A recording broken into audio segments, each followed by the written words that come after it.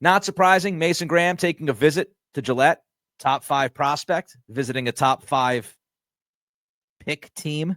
You want to put it that way. It's a little weird, but you know what I mean.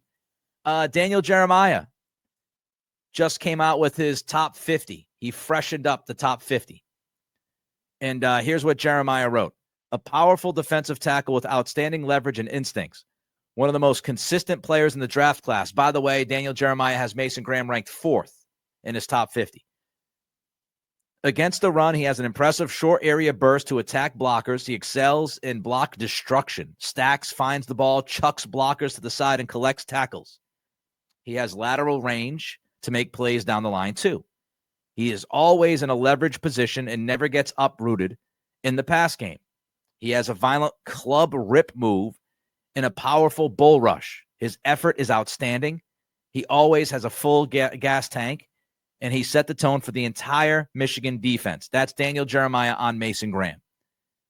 Just a few things on Graham. I don't want to spend a ton of time here on him, but let's start here. He plays violent, and that jumps out because Terrell Williams, new defensive coordinator, what's he say he wants his players to be? He wants his players to be violent. And Mason Graham plays with that kind of violence. So he fits the criteria of what Terrell Williams is looking for, especially from his defensive lineman. And Mason Graham is really a Mike Vrabel type player, right? He's got a nonstop motor, resilient. He is seen as a leader of men. He finishes. Remember Vrabel in his introductory press conference, he highlighted finish and effort. Graham finishes, and he gives you tremendous effort with a nonstop motor.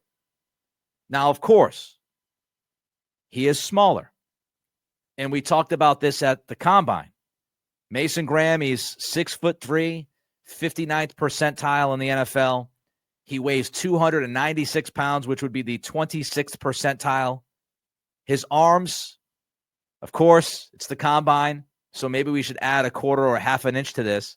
His arms at the Combine were 32 inches, which would put him in the 12th percentile. I think his arms are a little bit longer than that, but he doesn't have very long arms to be an NFL defensive lineman. So that, to me, is the biggest question about Mason Graham. It's just his body and his measurements. It's the same kind of stuff we talk about with Will Campbell. You know, can Mason Graham be an effective interior defensive lineman at the NFL level, given those measurements? And many people will tell you he can be because of his athleticism, his burst, his football IQ, again, his relentless motor, his play strength. But I don't know if the Patriots are in on Mason Graham. I mean, you look at it, they signed Milton Williams. Christian Barmore is expected to be at the voluntary program coming up. You've got Keon White. So it seems like you got 3 guys already. If you love Mason Graham, you could pick him for sure. But Mason Graham to me is just with everybody else. And we're going to cover this over the next couple of weeks as we get ready for the draft. Like once you get beyond Hunter and Carter, you've got all these other guys that you could draft at 4, and every single one of them have questions, right? We went through some of them, but you got Mason Graham, he's got questions.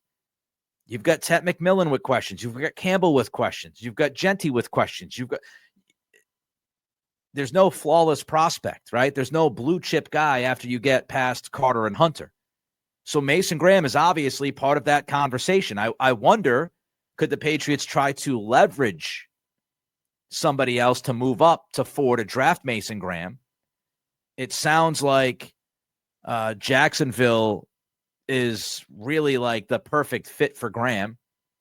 Jacksonville, of course, they're picking 5th in the draft, so they're right behind the Patriots. Can the Patriots sweet talk Jacksonville into moving up to 4 to draft Graham? Can the Patriots play games and make the Jaguars feel like another team is going to move up to draft Mason Graham? And because of that, then all of a sudden you look at it and you say to yourself, all right, well, if we want that guy, we got to move up to 4 to get him. Can the Patriots pull that off?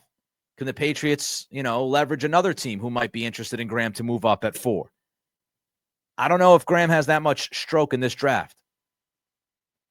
But if you're the Patriots, I mean, I'm looking at tackle, I'm looking at receiver, I'm looking at defensive end before I look at interior defensive lineman. Unless I think Mason Graham is truly special, that's what I would be looking at.